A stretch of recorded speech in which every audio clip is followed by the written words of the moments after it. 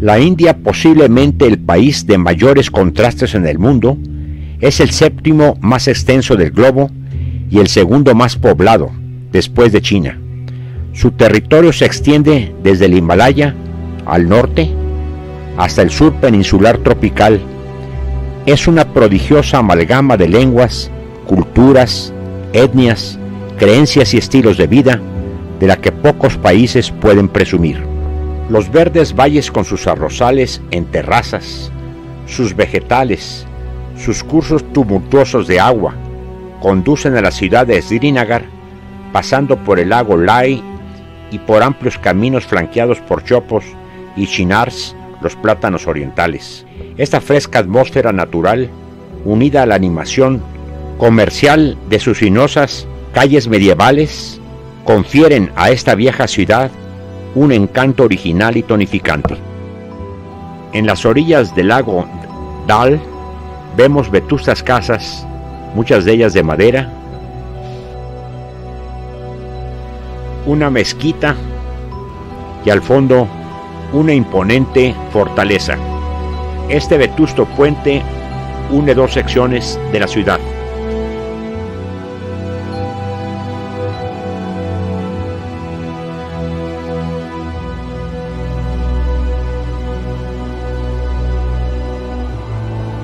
Sin duda, esas sinuosas calles recuerdan las medievales de la Europa central.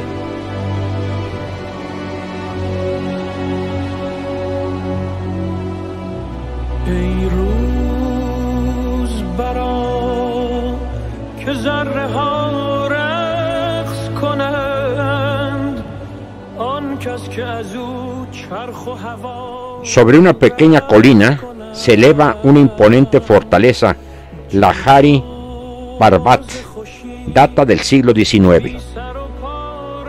La mayoría de sus visitantes llegan a una casa flotante, habilitadas como hoteles. Estas embarcaciones caracterizan desde hace siglos la original civilización acuática de Cachemira.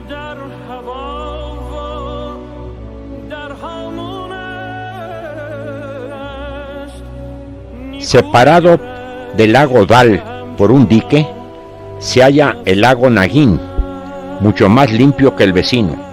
4 plataformas flotantes permiten los baños, el esquí acuático y velear en pequeñas embarcaciones. La mezquita Shah Hamadan, construida completamente de madera, no se permite a los no musulmanes entrar a ella, pero desde la puerta podemos admirar su interior.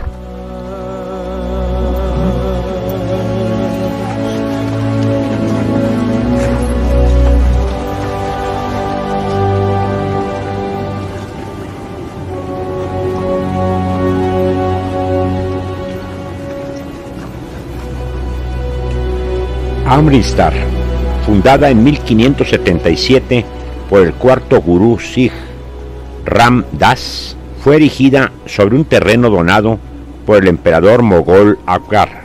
Ocupa el corazón de la ciudad el Templo de Oro, el santuario más sagrado de la comunidad Sikh, al que rodea un laberinto de callejones y 18 puertas fortificadas. El complejo del templo es de por sí una ciudad dentro de otra ciudad. El acceso principal se efectúa por la puerta norte. Con sus singulares turbantes y largas barbas, los Sikh resultan fácilmente identificables. Al no cortarse el pelo, los turbantes tienen un gran volumen.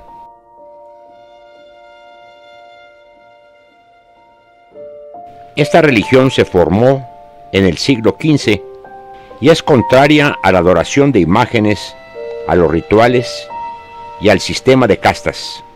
Cree en un Dios sin forma. La comunidad Sikh en el siglo XVII se reorganizó como una hermandad militar y desde entonces sus miembros deben exhibir siempre los 5 símbolos: pelo largo, pantalones abombados, daga, peineta y brazalete. El Gran Sahib, el libro sagrado, está depositado en el Templo de Oro, La mayoría de los Sikh visita el templo por lo menos una vez en su vida, especialmente durante ocasiones especiales como el alumbramiento, cumpleaños y matrimonio. Todos los días al amanecer se saca el libro sagrado del edificio y se transporta al Hari Mandir, donde el sacerdote supremo lo abre para leer el mensaje del día. Y es en la noche a las 9:30 cuando se cierra el libro y vuelve al templo. Actualmente hay 30 millones de Sikh en el mundo. La historia que vive en Delhi, la capital de la India, lo antiguo y lo moderno, lo viejo y lo nuevo conviven en una constante yuxtaposición, y no solo en las ruinas de los sucesivos imperios, sino en la estructura social y en los modos de la vida actuales. Poco a poco los invasores se fundieron en la cultura india. Esta fusión cultural dio origen al estilo de la arquitectura única llamada indo-musulmana, a una lengua poética, el irdú, y a formas y estilos de música, danza, cocina y vestimenta. Delhi, en tanto, principal ciudad indo-musulmana, desempeñó una función principal en esta evolución.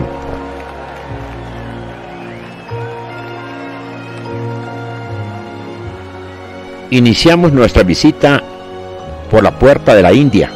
Es un monumento a la guerra ubicado a horchatadas sobre el Rajpath, en el borde oriental del eje ceremonial de Nueva Delhi. Se erige como un monumento a los 70.000 soldados del ejército británico de la India que murieron entre 1914 y 1921 en la Primera Guerra Mundial.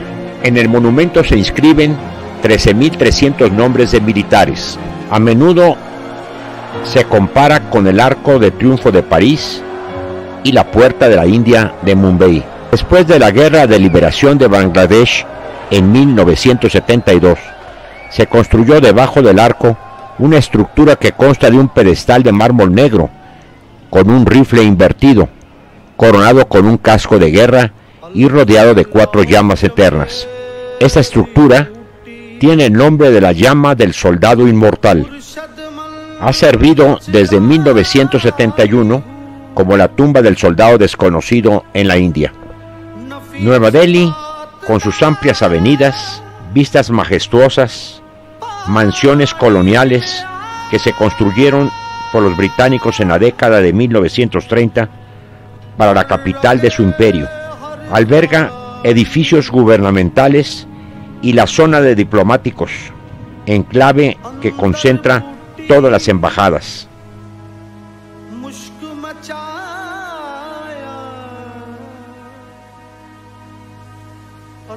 Toda esta zona contrasta con la vieja ciudad que vamos a visitar, donde hay confusión en el tráfico, multitudes en la calle, calles angostas. Vamos hacia la Gran Mezquita, también comúnmente conocida como Jama Masjid. Antes de subir las empinadas escalinatas tenemos que dejar los zapatos afuera. Es un verdadero problema.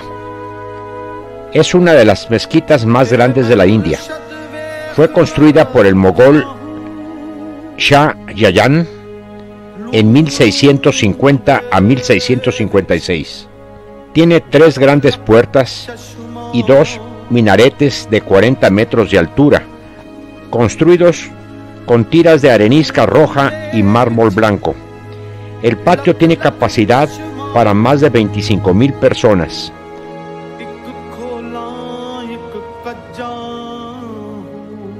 Hay 3 cúpulas en la terraza. Están rodeadas por los 2 minaretes. La majestuosa mezquita, para los hindúes musulmanes, se considera la mezquita nacional de la India.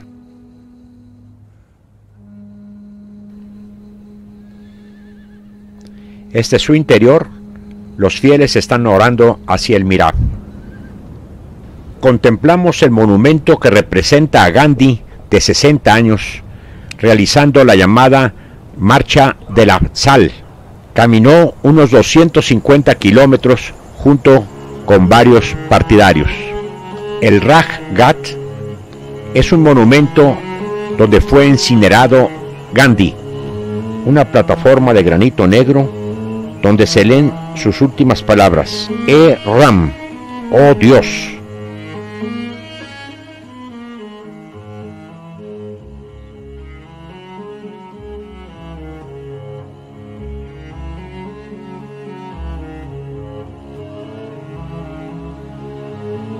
Las almenas de arenisca roja son las que dan el nombre a esta ciudadela imperial, el Fuerte Rojo.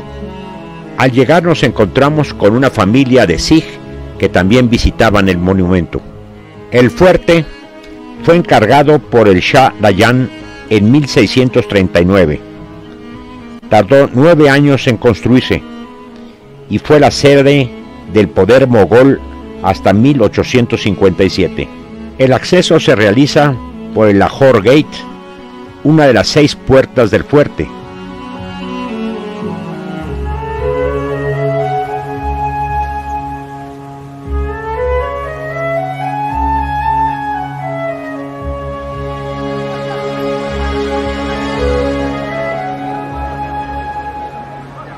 Desde ahí hay un camino hasta el Salón de Arenisca Roja con 60 columnas donde el emperador ofrecía audiencias. El soberano se sentaba bajo el baldaquino de piedra labrada, mientras que la tarima de mármol blanco era para el primer ministro.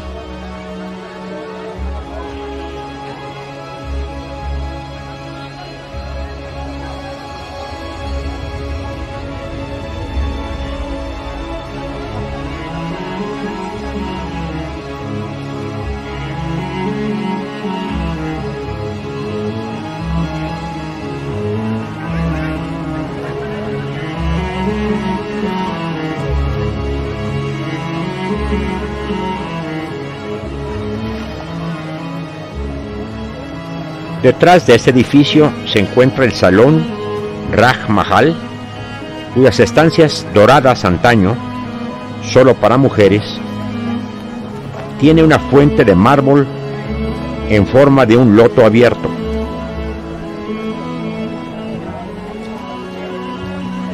La decoración de sus salones hacen recordar al Taj Mahal que después visitaremos.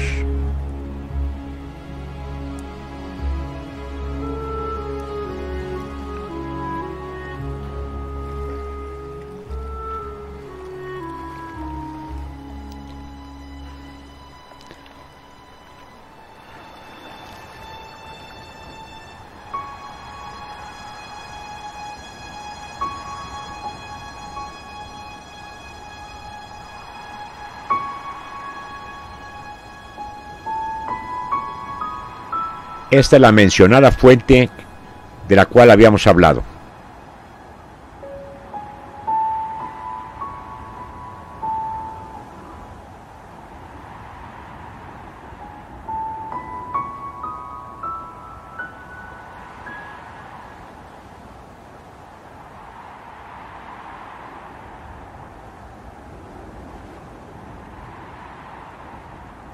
Es realmente impresionante la arquitectura y el decorado en mármol blanco que estamos viendo, con incrustaciones de piedras de colores.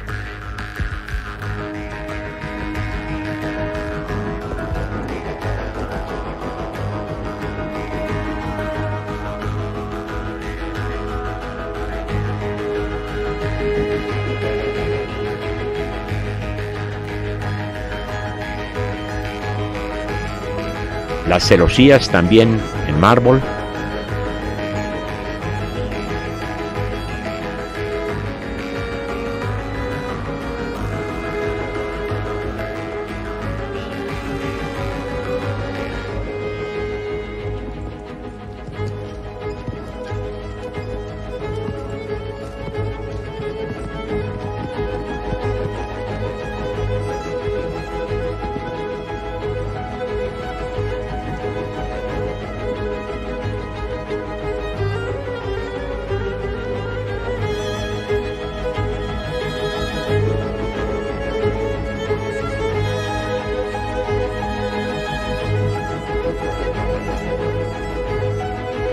La tumba de Humayun es un complejo de edificios de arquitectura mogol. Comprende la tumba de este emperador mogol, que fue el segundo de su dinastía, pero fue el fundador de la misma.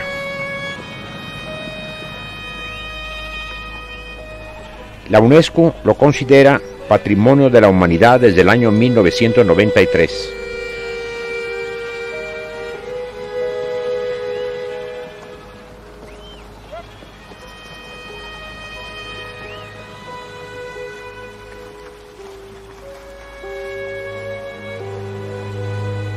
Los otros cenotafios son de familiares del emperador mencionado.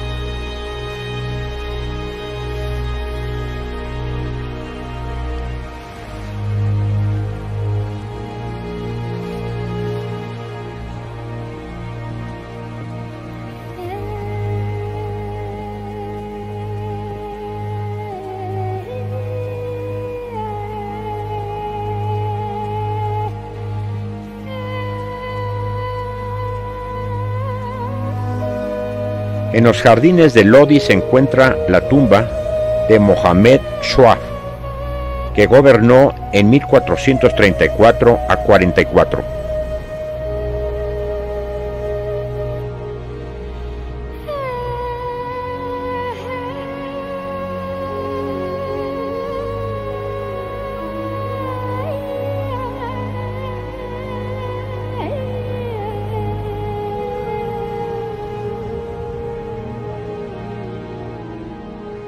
En los mismos jardines y junto al mausoleo mencionado se encuentra otro, Sikandar Lodi, del siglo XV. En su interior vemos varias tumbas que pertenecen al mencionado gobernante y sus familiares.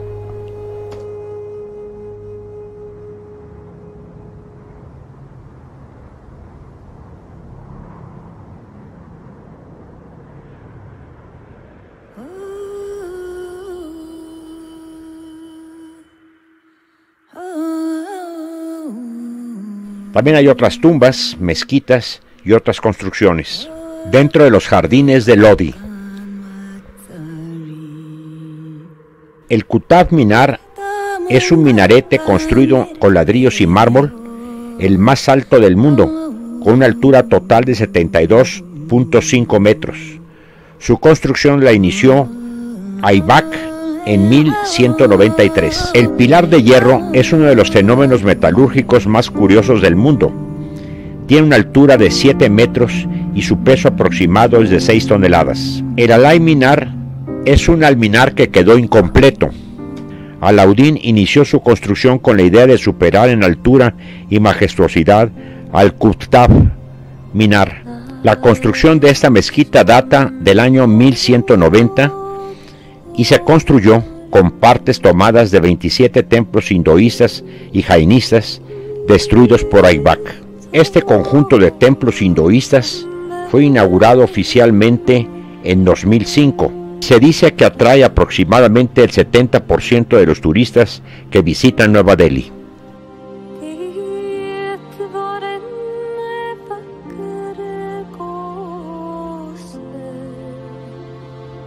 Otro atractivo turístico de Nueva Delhi es la casa de adoración Bahá'í, mejor conocido como el Templo de la Flor de Loto. Fatehpur Sikri fue una ciudad erigida por el emperador mogol Akbar entre 1571 a 1585 en el noroeste de la India.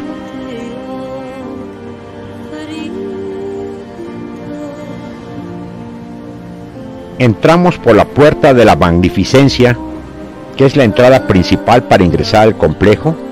En este espacioso patio se encuentra el palacio de la reina Raiput de Akbar.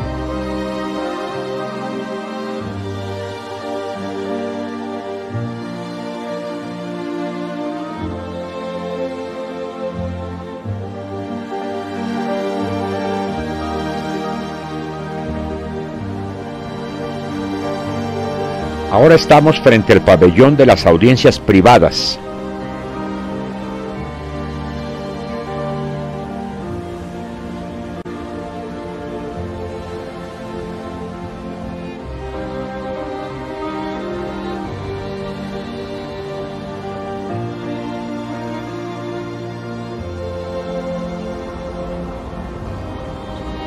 Destaca en su interior el eje central sobre soportes esculpidos.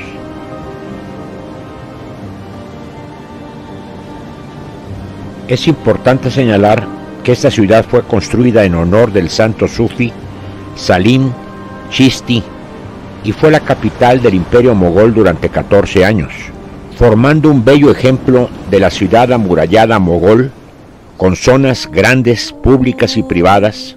Se cree que tuvo que ser abandonada por falta de agua y resultando saqueada y robados muchos de sus tesoros.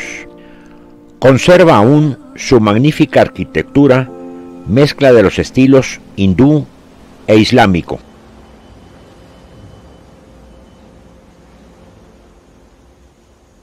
Se pueden diferenciar dos zonas: la civil, donde se encuentran los palacios y salas de audiencias, y la zona religiosa. Seguiré mostrando los lugares más importantes de esta bella ciudad.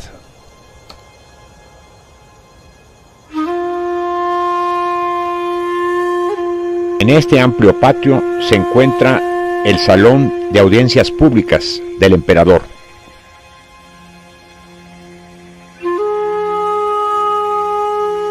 Este gran patio pertenece a la casa de la sultana turca, donde los elaborados paneles del zócalo y las paredes bellamente talladas en piedra hacen que la arenisca padezca un bello encaje en madera.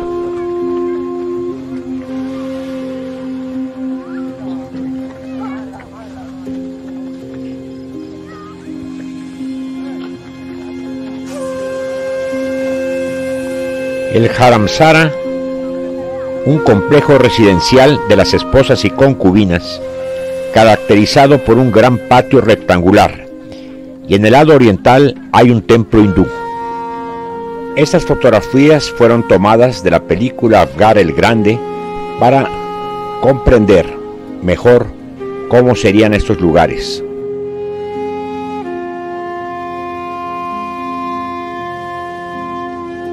Y para el mismo fin, esas pinturas mogoles no son útiles.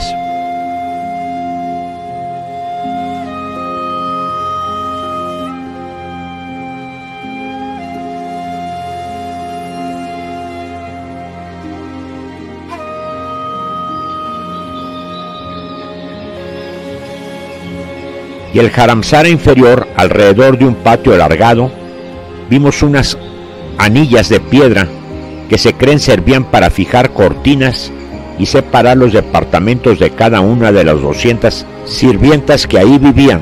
La gran puerta Bulan Dargaza, de 54 metros de altura, fue construida por Akbar tras la conquista de Gujarat en 1573. Aquí también está la tumba de Sheikh Salim Chishti, exquisita construcción de mármol blanco y celosías como bordados que rodean la tumba del santo.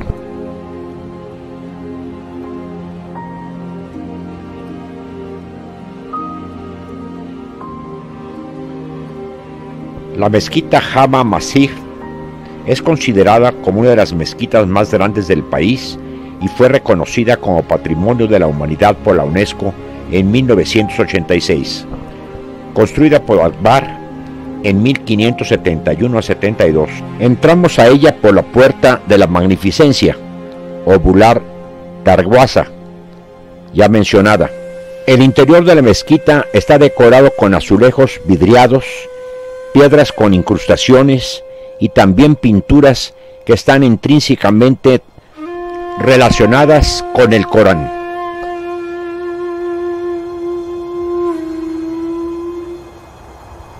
Son magníficas las celosías, parecen tan frágiles que cualquier viento las podría romper. Sin embargo, aquí están después de 450 años. Exquisitos soportes sinuosos de mármol y celosías casi transparentes rodean la tumba interior que alberga el baldaquino de sándalo incrustado con madreperla. Esta fue la correspondencia de Akbar al santo sufí que desde una predicción en 1568 solucionó la falta de descendencia de Akbar y le dio 3 hijos. Alrededor del baldaquino hay también incrustaciones en el mármol de piedras de colores.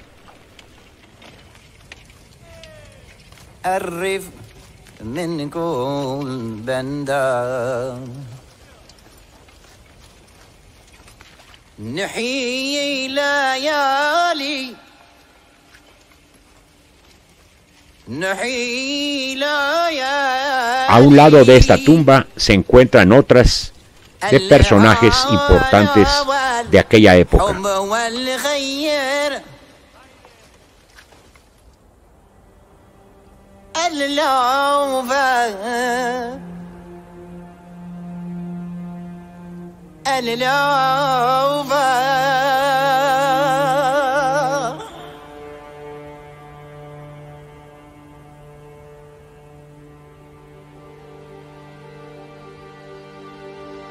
El palacio de la esposa cristiana de Akbar, llamada Casa Mariam, a pesar de la apertura religiosa del emperador, la leyenda dice que nunca tuvo una esposa cristiana y que el nombre de este palacio viene dado por una mujer portuguesa, aunque otras hablan de que era una mujer proveniente de la ciudad de Goa, colonia portuguesa.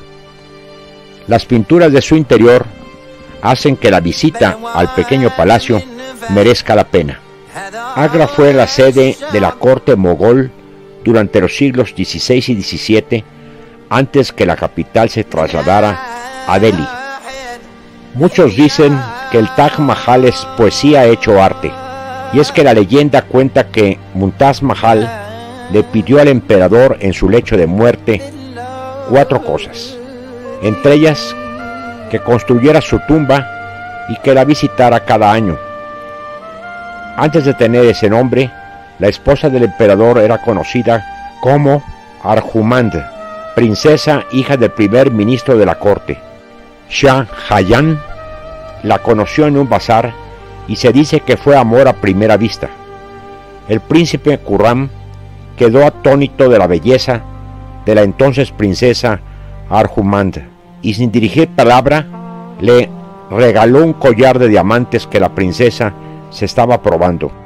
Desde ese momento hasta que los enamorados contrajeron nupcias, pasaron 5 años donde se cuenta que no pudieron ni verse ni hablar. Una vez casado, la princesa Armumad pasó a ser conocida como Mumtaz Mahal, la elegida de palacio, y pasaron años de dicha y gloria para los enamorados, incluso cuando el padre del príncipe Khurram muere y este es coronado como emperador y empieza a ser llamado Shah Jahan, rey del mundo.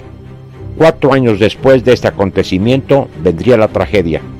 Durante el parto de su 14º hijo, Mumtaz Mahal falleció. Su esposo sostenía su mano y escuchó con atención sus últimas peticiones de vida ya mencionadas. Se dice que el emperador se sumió en una tristeza de tal magnitud que se encerró en sus aposentos durante 8 días, sin comer ni beber. El emperador Shah Jahan salió y ordenó que se cumpliera el luto en todo el reino, prohibiendo incluso las sonrisas entre sus súbditos. El emperador no salió del palacio hasta un año después, envejecido y con su cabellera y barbas blancas.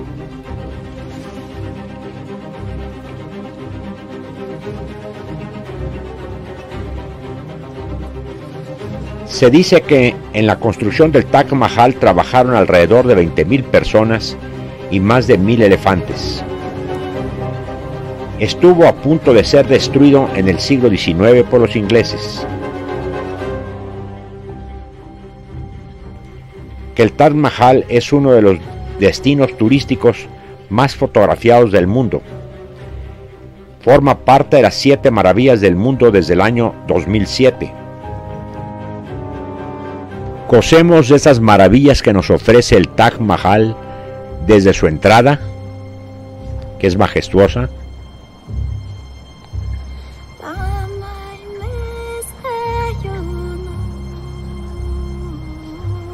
sus fuentes, sus jardines, el mausoleo con sus minaretes, su cúpula y su decoración.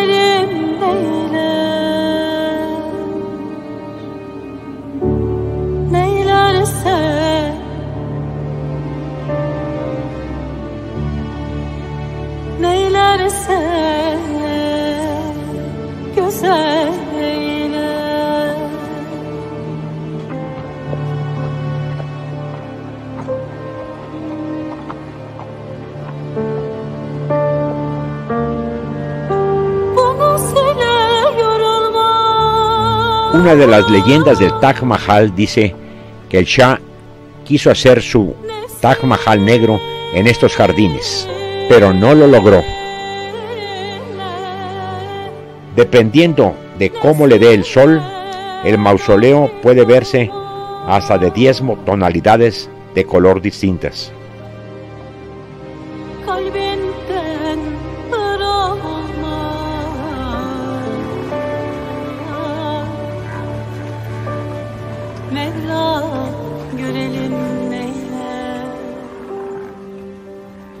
La mejor hora de visitar el Taj es indudablemente en el atardecer, ya que tenemos magníficas vistas y menos turismo. Podemos entrar con mayor facilidad al primer piso para ver los monumentos funerarios del Shah Jahan y de su esposa,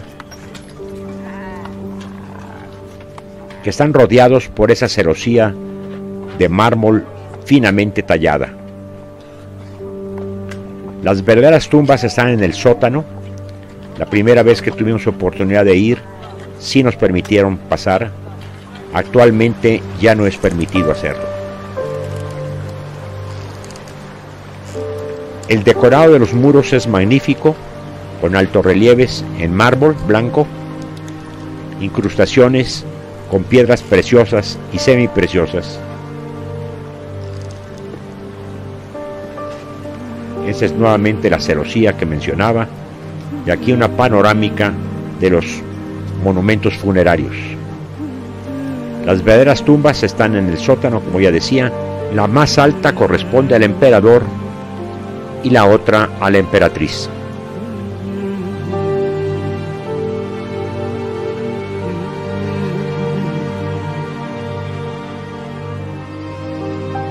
Con estas vistas termina nuestro primer día en Agra.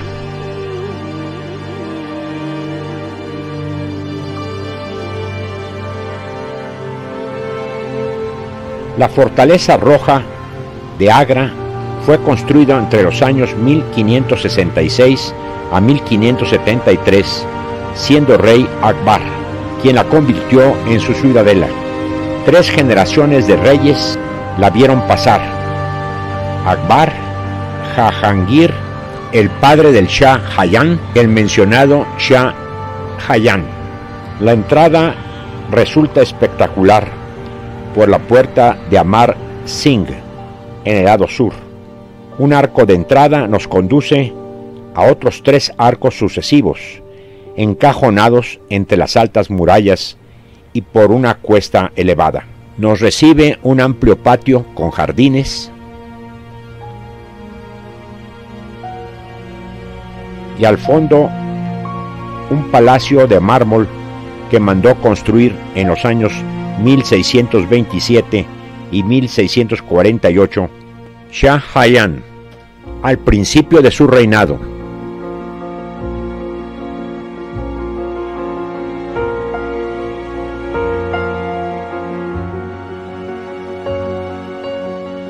Al centro del palacio está el Jardín de las Uvas, que cruza 2 paseos de mármol que dividen los jardines en 4 porciones exactamente iguales.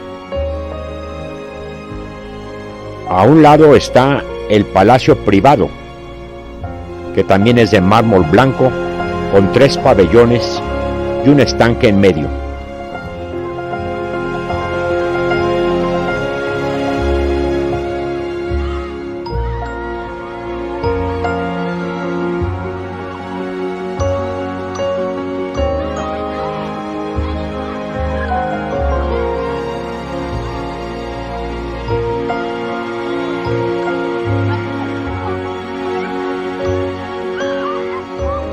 Desde la torre octagonal se pueden obtener las mejores vistas y fotografías del mausoleo blanco de Mumtaz Mahal, el Taj Mahal. El Shah Jahan miró a su alrededor, conocía cada filigrana, cada relieve, cada celosía del interior de ese bello recinto palaciego. No le ocultaba nada.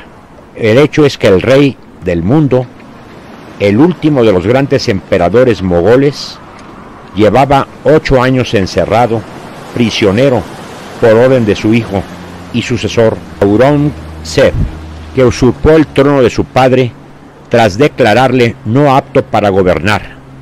Se dice que, horrorizado por los planes que su padre tenía de levantar un mausoleo copia del Taj Mahal, pero en mármol negro, a la orilla opuesta del río Yamuna, lo encerró en este sitio hasta su muerte.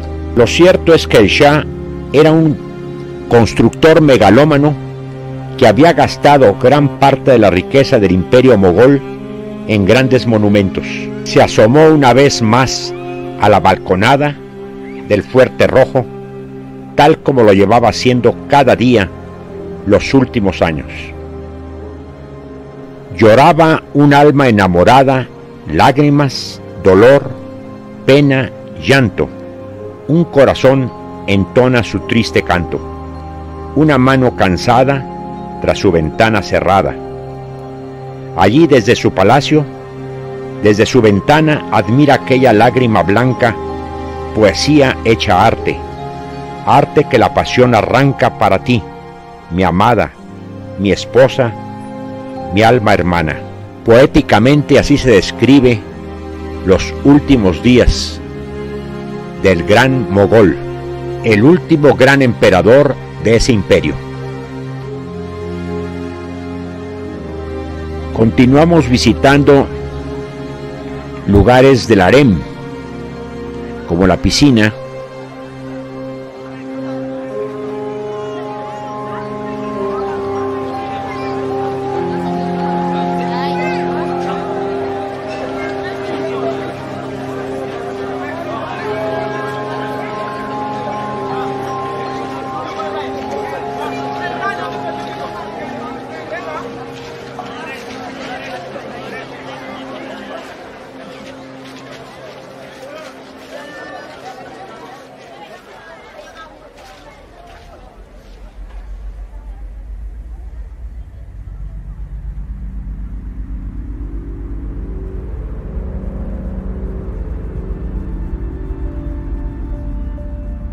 Y aquí, por esta gran puerta, nos despedimos de Agra.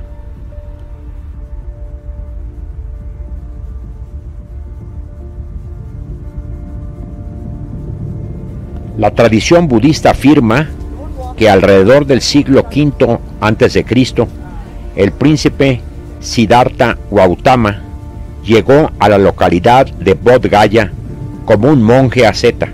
Se sentó bajo el árbol Bodhi, donde después de 3 días y 3 noches de meditación continua y pugna interior contra las tentaciones de los maras, Buda alcanzó la iluminación o nirvana. Desde entonces la localidad se convirtió en un lugar de peregrinación para los budistas de todo el mundo, y se han construido en este lugar templos budistas de muchas partes del mundo, como de Bután, China, Japón, Birmania, Nepal, Sikkim, Tailandia y Tíbet. Pero el más importante es el Mahabodhi de la India. Y también lo interesante de estos templos es que la arquitectura es la tradicional, alusiva a cada país. De este modo, el templo chino es una pagoda y el templo japonés tiene una estructura típicamente nipona. Y hay 2 templos tibetanos diferentes. Y es muy interesante observar cómo son diferentes los ritos en cada país, aunque es el mismo tipo de tendencia religiosa. Ese es el templo ya mencionado de la India.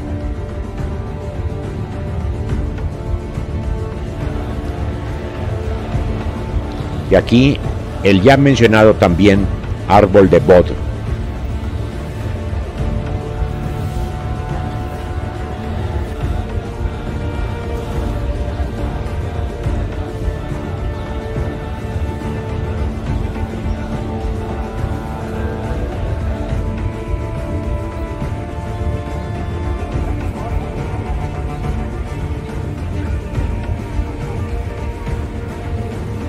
Las ofrendas para el mencionado árbol de todas partes del mundo.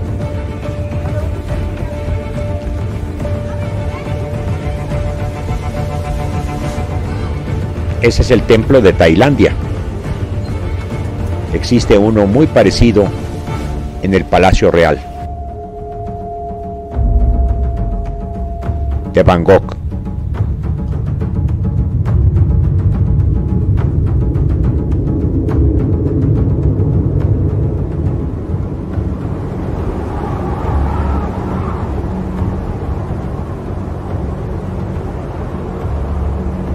Inclusive su interior es bastante parecido al que se encuentra allá en Bangkok.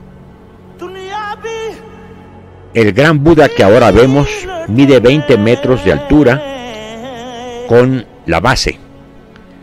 Es el más alto de la India y representa a Buda en el momento de su iluminación. En el atardecer y en la noche, los templos tienen otro aspecto, yo diría que muy hermoso.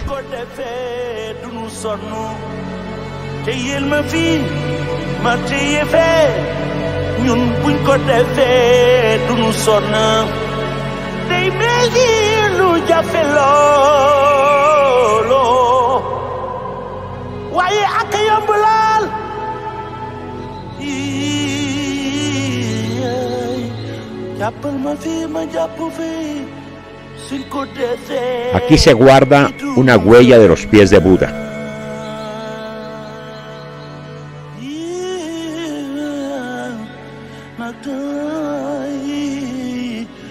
Kushinagar es una ciudad de las 4 santas del budismo. Según la tradición budista, el Buda Gautama se trasladó a este lugar junto con Amanda y otros discípulos para recibir ahí la muerte y adquirir el paranirvana o máximo nirvana. En un bosque de mangos se preparó su lecho, en donde exhortó por última vez a sus discípulos y murió. Los restos del Buda fueron transportados a la población Makuta Bandhana, ubicada al este de este lugar, donde fueron cremados. La ciudad se convirtió en un centro de peregrinación de budistas de todo el mundo y contó con muchos monasterios y templos. Fue visitada por el emperador indio Ashoka, un devoto budista, en su viaje por todas las ciudades santas budistas. Entre los monumentos sagrados que aún se preservan y que se erigió en honor de Buda tras su muerte, es la propia tumba de Buda, aunque está vacía, ya que se supone que no dejó restos físicos. Y aquí hay una estatua de Buda de 1500 años.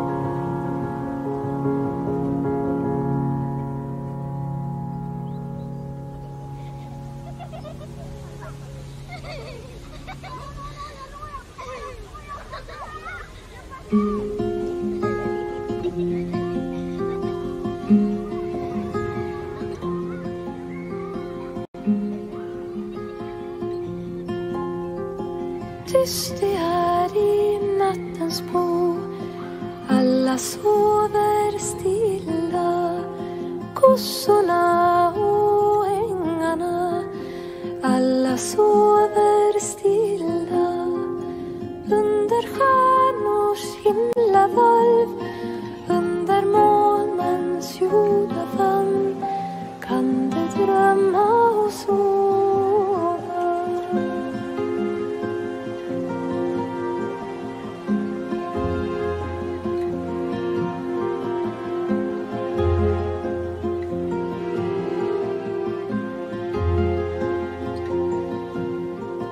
Tyst det är i nattens bo, alla sover stilla, eldarna och vindarna, alla sover stilla, under stjärnors himlavalv. Por el camino, antes de llegar a Sarnath, encontramos una de las columnas santas de Ashoka. En el museo de sitio de esta ciudad se encuentra este remate de columna que fue utilizado como escudo de la India en el emblema nacional. Sarnath es una ciudad ubicada en el distrito de Benares o Varanasi. Es una de las 4 ciudades mencionadas santas del budismo, siendo el lugar histórico donde Buda por primera vez predicó el budismo, dando nacimiento al Dharma, y cuna de la primera comunidad budista, dando nacimiento también a la Sangha. Según las crónicas, 2 siglos después de la muerte de Buda, 12.000 monjes budistas vivían en Sarnath. La ciudad floreció especialmente en cuanto al arte y la religión budista, gracias al patrocinio de ricos reyes y mercaderes de la vecina Benares. Había unos 30 monasterios y 3.000 monjes en Sarnath en el siglo XVII, así como algunos templos hindúes y un templo jainista que todavía existe. La ciudad fue saqueada y devastada por los turcos musulmanes y cayó en el abandono. No fue redescubierta sino hasta las exploraciones arqueológicas de Alexander Kumigan.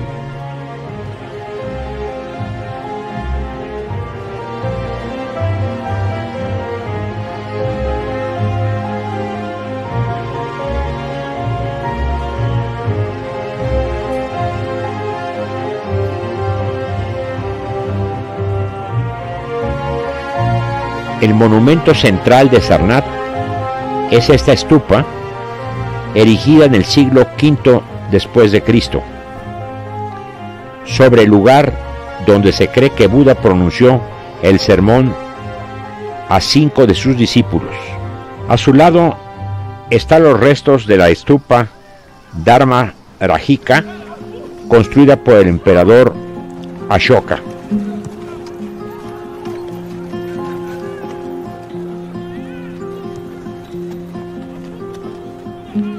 Hay también en este lugar un árbol Bodhi sembrado en 1931.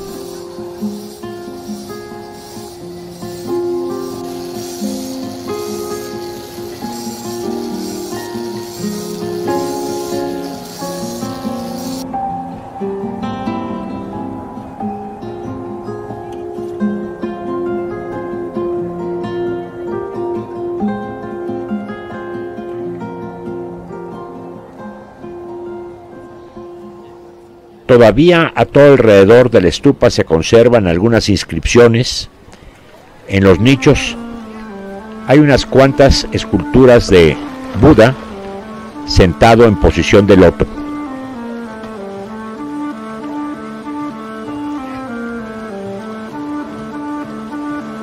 De las 7 ciudades sagradas del hinduismo, Varanasi o Benares es la más importante. A ella llegamos por un camino realmente complicado, pero al mismo tiempo interesante. Todos los vehículos cargados de pasajeros, y vean estos puercos al lado del camino, parecen jabalíes. Ahora en un charco, los búfalos de agua.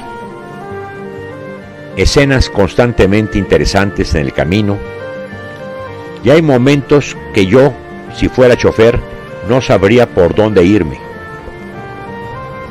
ya que tengo vehículos enfrente de mí que vienen en dirección opuesta. Los elefantes empezamos a verlo ya casi llegando a Varanasi, y ahí el tráfico es todavía más pesado, y lo que ya esperábamos ver, el transporte de cadáveres hacia la ciudad donde van a ser cremados.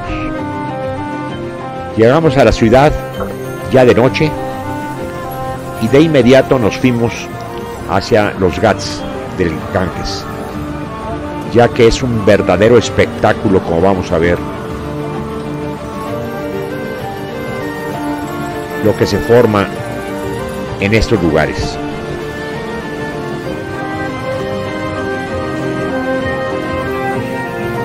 En esta esquina había un agente de tránsito, pero yo creo que de adorno, porque absolutamente no servía para nada. Ahí lo tenemos.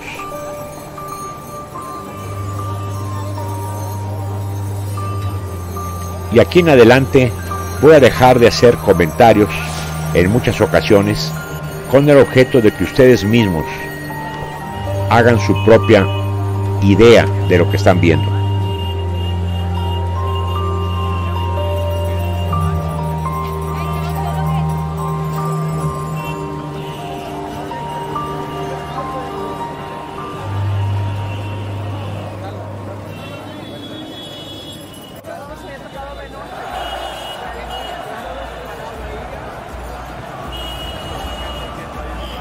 Observen ese grupo de mujeres que parece que acaban de salir de la tienda de comprar sus arís.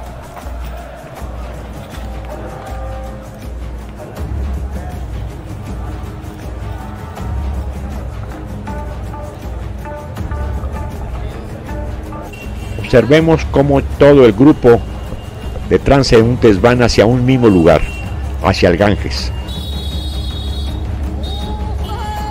Aquí encontramos una pequeña capilla con su guardián. Una vaca sigue el mismo camino de nosotros. Perdón, debía decir vaca sagrada. Y aquí tenemos un grupo de mendigos, muchos de ellos enfermos, con enfermedades inclusive mutilantes como la lepra.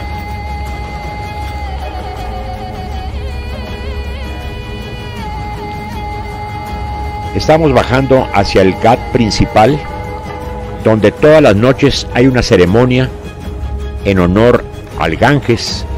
Hay que recordar que este río es un dios, el dios Ganga.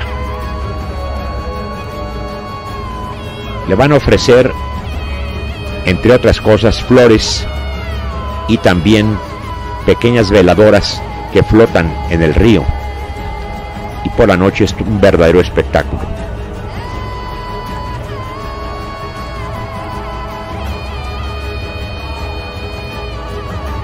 Es preferible contemplar este espectáculo que estamos viendo desde el mismo río, por lo tanto vamos a tomar una lancha para hacer el recorrido del mismo. Debo pedir disculpas si el movimiento de la lancha es importante. La toma del video puede ser también movida y molesta para la vista, pero es precisamente parte del espectáculo mismo.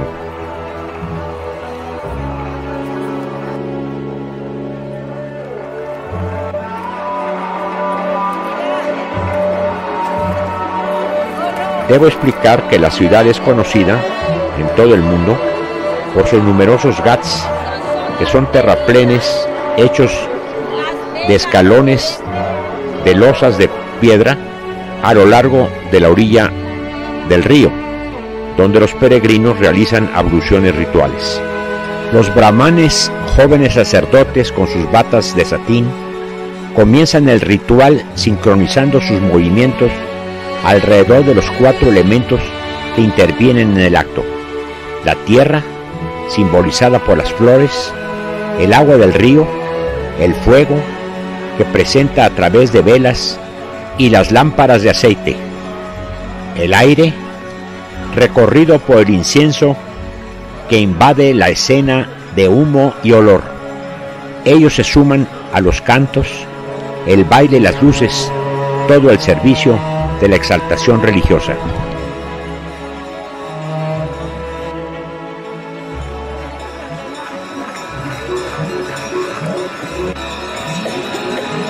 También nosotros vamos a participar haciendo ofrendas al río Ganges.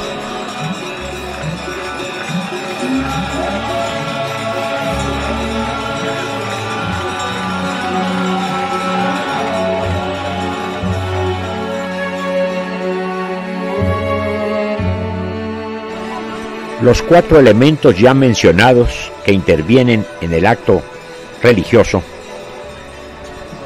serán ofrecidos a la deidad al final de la ceremonia, donde se vierte el contenido de los platos donde descansa la ofrenda en el agua del río. Además de la ofrenda de los sacerdotes, se unirán aquellas de la población que depositen el río, en forma de flores, velas o pequeñas lámparas que flotan sobre el Ganges. Es realmente complicado recordar las experiencias ahí vividas. Esta esencia de la India, nada te deja indiferente.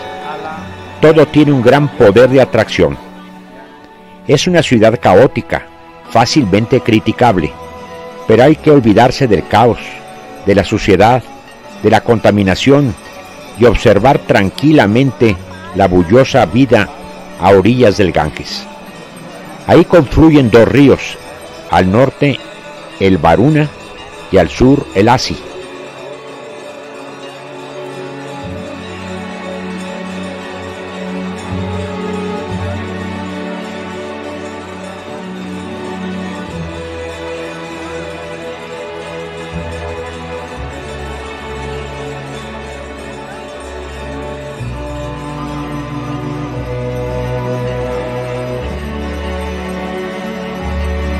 En otros ghats más pequeños también hay esta ceremonia para el río Ganges, pero es menos espectacular.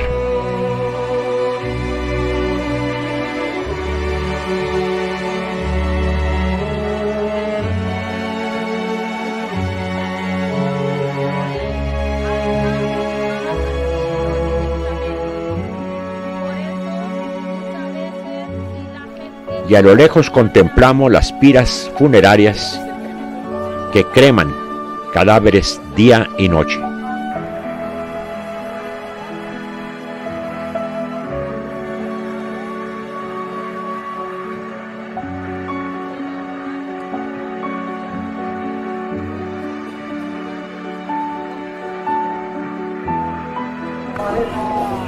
Y aquí termina nuestro viaje de noche por el Ganges.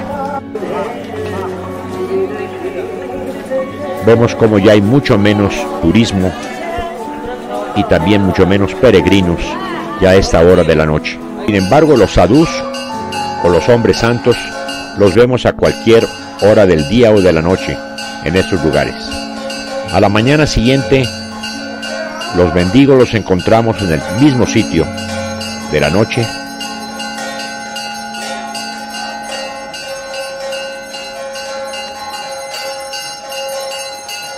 Y nos llama la atención de inmediato la presencia de los hombres santos o sadhus, que en gran cantidad se encuentran en la orilla oeste del río Ganges. Ellos vienen de diferentes partes de la India. Ellos en especial, pero todo hindú tiene obligación de ir al río Ganges, por lo menos una vez en su vida. Varanasi tiene al menos 84 ghats, la mayoría de los cuales son utilizados para bañarse los peregrinos y en ceremonias de puja hindúes. Son las 6 de la mañana y vemos cómo el sol naciente ilumina la orilla oeste con bastante luz. En cambio, la este se encuentra con bruma.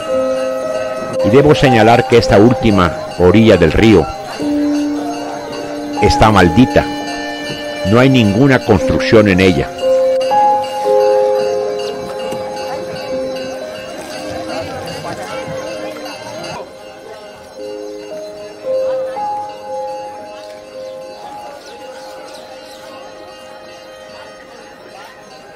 Y nuevamente subiremos a una lancha para hacer el recorrido de la mañana por el Ganges, y pido disculpas si hay movimiento de la cámara. Observen la actitud de devoción que tienen los creyentes, cada uno a su manera, hacen oración y rinden tributo al río Dios.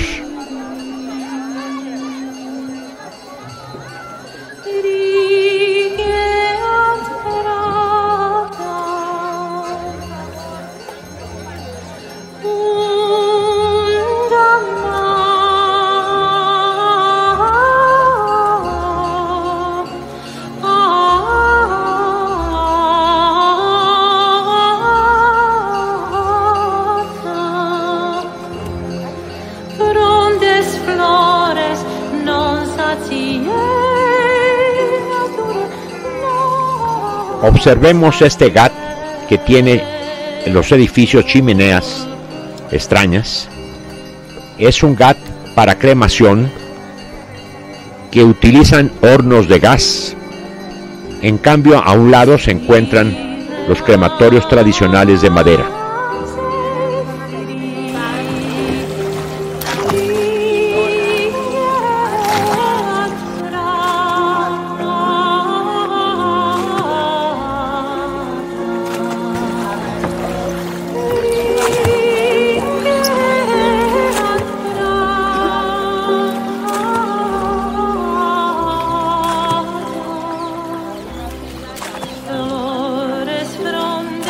Cuando termina la cremación del cadáver, separan la ceniza, que corresponde a la leña, y la del cuerpo humano. La del cuerpo humano es más clara y la de la leña es oscura, como vemos en este momento. Por cierto, el depósito de la leña es muy importante, como vemos, lo que muestra realmente el trabajo que tienen estos crematorios. Aquí encontramos un peluquero haciendo sus funciones, las ofrendas de un día anterior. El río Ganges está fuertemente contaminado. Los planes para saneamiento han fracasado.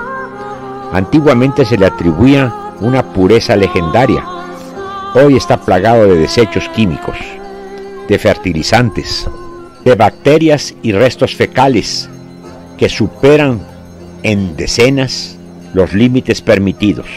Varanasi es especial, es una mezcla tan grande de sensaciones, de colores, de gentes, de templos, de olores, de miradas, de agua, de humedad y jacintos flotantes. Los niños se bañan y disfrutan de sus juegos. Los hombres lavan la ropa, las mujeres se asean, los peregrinos hacen abluciones, los enfermos esperan la muerte. Según la tradición hindú, quien muere en Varanasi queda liberado del ciclo de reencarnaciones. Su alma será libre para siempre. Es por ello que los ancianos y enfermos acuden allí. También por ello los marajaras construyeron suntuosos palacios donde descansar cuando se acerca el final. Y actualmente algunos de esos vetustos edificios, ya sin lujos, puertas, ventanas, escasos muebles y aún sin ellos, sirven a los pobres hindúes como centro de hospedaje. Se puede llamar así a esa condición mientras llega la esperada muerte.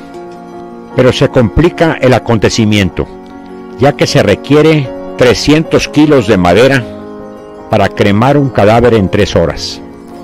Y como el difunto no llevó a los encargados de las cremaciones el dinero suficiente para ello, algunas cremaciones son incompletas y aún así los restos mortales son arrojados al río.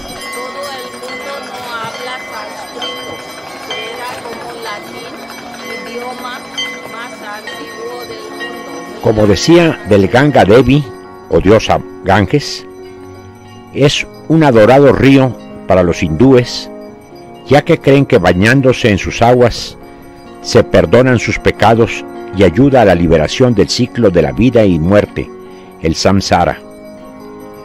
Los peregrinos viajan largas distancias para sumergir las cenizas de los parientes en las aguas del Ganges. De esta manera el espíritu del fallecido estará más cerca de la liberación del samsara.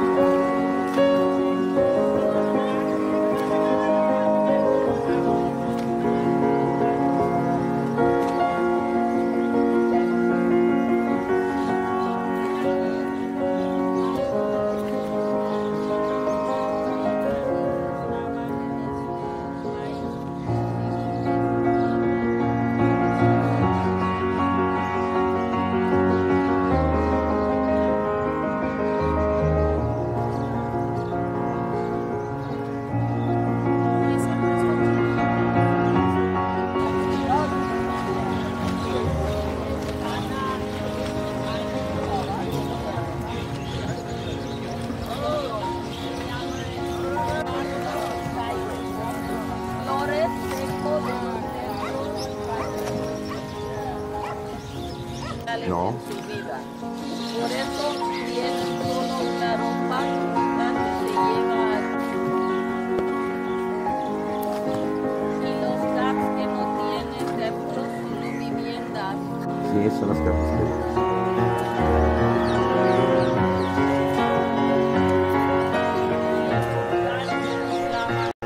Este grupo de hombres que lavan ropa son de la casta Los Intocables.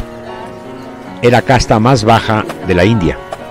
Y debo decir que esto del régimen de castas está prohibido según la ley ya en la India. Sin embargo, en la práctica sigue vigente.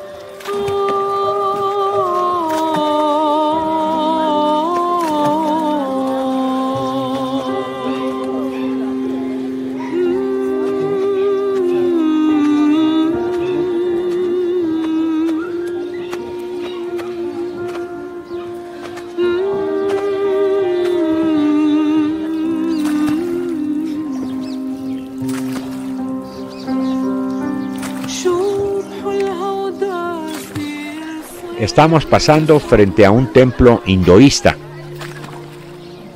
que está en funciones.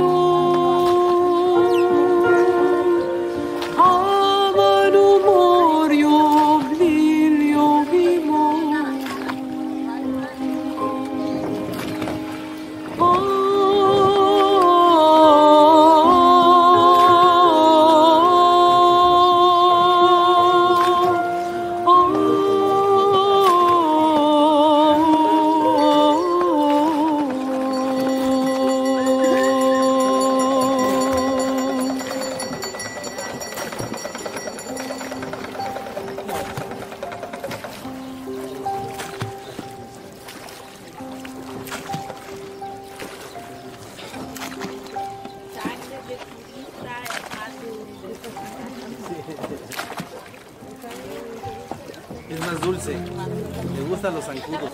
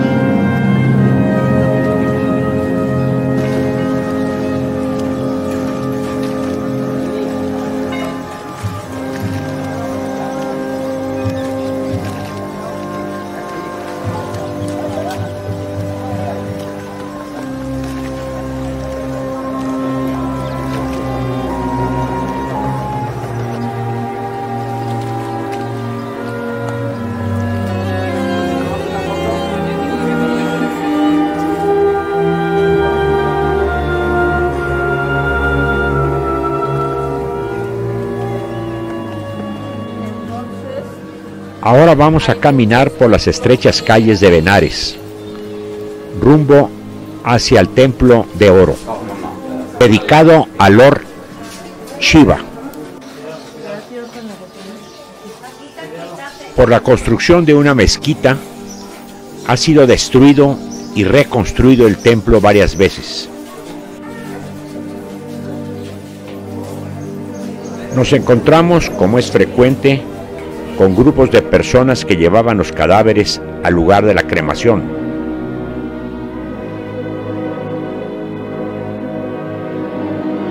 También aquí nos encontramos con los sadhus, o también llamados hombres santos, que están haciendo sus abluciones a los dioses. Estos templos, como el que vamos a visitar, son muy importantes para los hindúes. Prácticamente tienen que ir por lo menos una vez en su vida a visitarlo.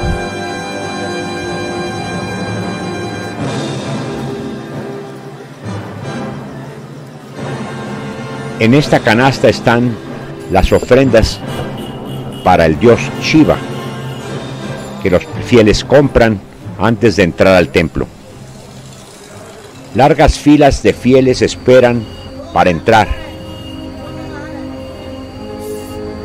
Nosotros, desde la azotea de un edificio frente al templo, podemos ver las estructuras externas, las cúpulas doradas, una cúpula con una bandera y el tridente.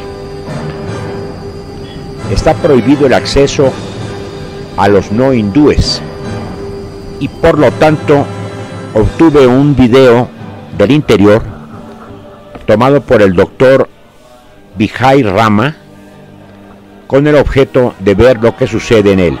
Y ya en el interior un guardia pone en orden a la gente que trata de llegar al lugar más sagrado del recinto. Ellos pretenden poner sus ofrendas en ese recipiente de plata, donde se encuentra también un lingam que tiene una altura de 60 centímetros. Hay varias ceremonias después por los sacerdotes, pero la más completa es en la madrugada, a las 3 de la mañana. Inician los sacerdotes haciendo una limpieza del recipiente. Después ponen sobre el lingam ofrendas de flores.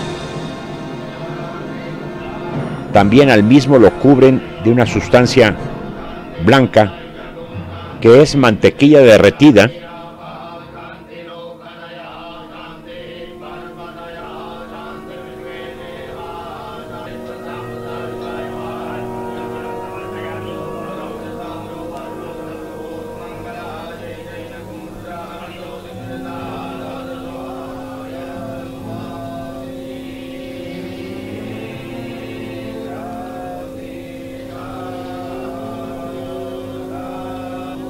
Todo lo hacen con un orden premeditado.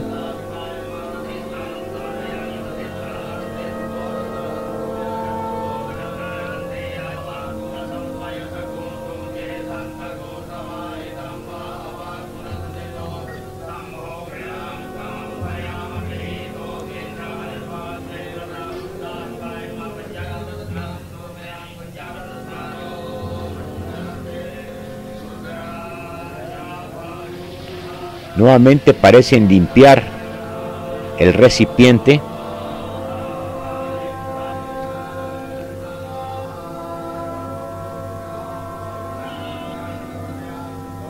Para volver a poner sobre el lingam de Shiva flores hasta cubrirlo totalmente.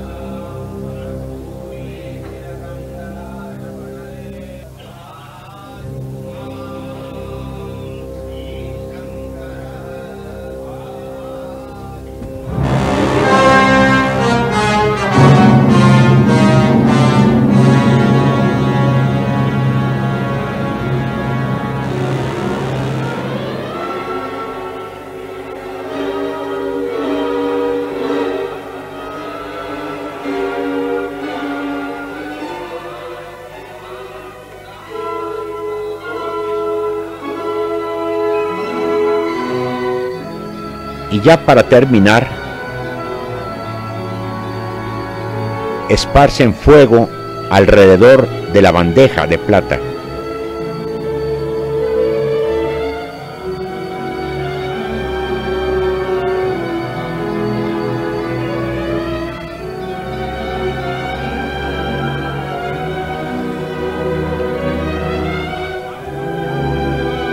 Y después una fracción de ese fuego que ponen en el recipiente lo sacan al exterior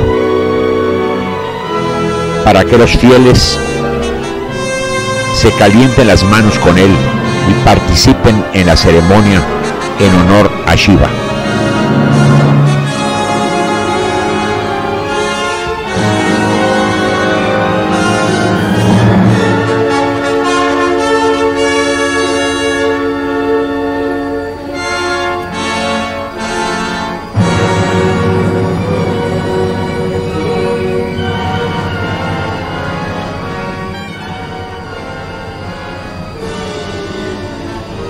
Y antes de terminar nuestra visita a la ciudad de Varanasi, vamos al Ghat más sagrado, el Manikardika. Lo hicimos en uno de esos pequeños carros que van jalados por un hombre en una bicicleta.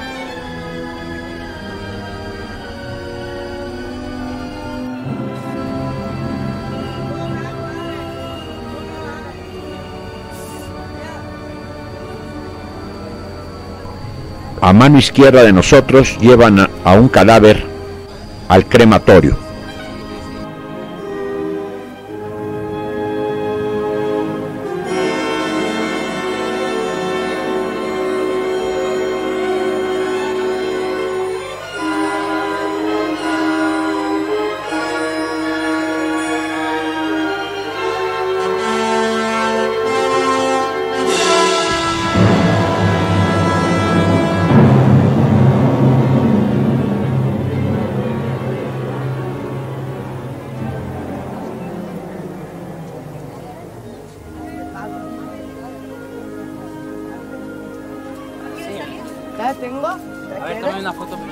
Antes de llegar a nuestro destino, nos encontramos con un encantador de serpientes que no tuvo mucho éxito, por cierto, frente a nosotros. Sabemos que las serpientes no escuchan el sonido de la flauta, sin embargo da la impresión de que sí la escuchan y siguen el ritmo de la música.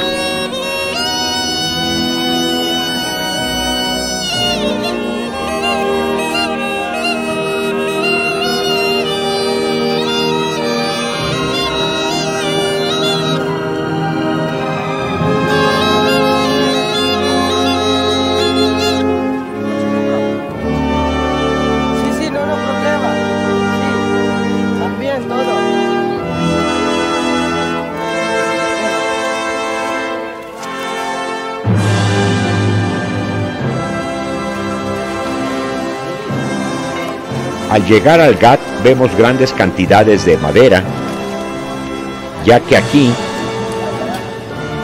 es en donde se realiza la mayor parte de las incineraciones. Dicen que en este lugar el fuego no cesa nunca. Grupos de hombres esperan tranquilos junto a su difunto, envuelto en un sudario, dispuesto sobre una camilla de bambú y cubierto de caléndula de intensos colores. Fue muy incómodo introducirnos en la vida de aquellas personas. Algunos familiares preparaban a sus difuntos, les lavaban la cara y los pies, otros amontonaban las piras de leña. Varias hogueras ardían intensamente al mismo tiempo. Ninguna mujer puede estar cerca de los crematorios, ya que son seres que dan vida, no muerte. Y regresamos al hotel pensativos por la visión de aquel mundo en el que conviven la serenidad y la eternidad junto a la inmundicia y la precariedad. El sol se elevaba una vez más sobre el Ganges mientras nosotros intentábamos asimilar todo lo que habíamos visto.